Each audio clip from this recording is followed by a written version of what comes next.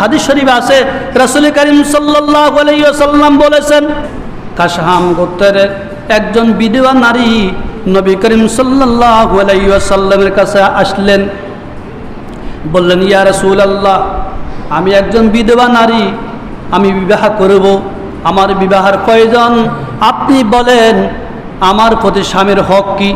দেখছেন, অথচ এক সাহাবী নারী, আমার প্রতি স্বামীর হক কি, আমি স্বামীর কি হক আদায় করব।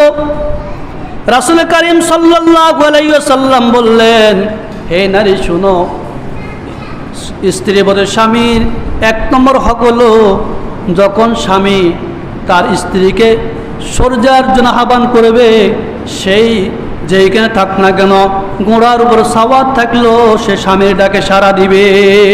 এক। দুই নম্বর, ওই নারী মুমিন ঈমানদার, ওই নারীর কাছে স্বামীর হক পর্ব আদায় করতে হবে।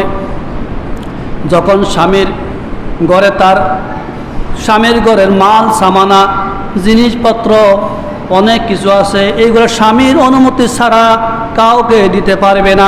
আসেনি এরকম? স্বামী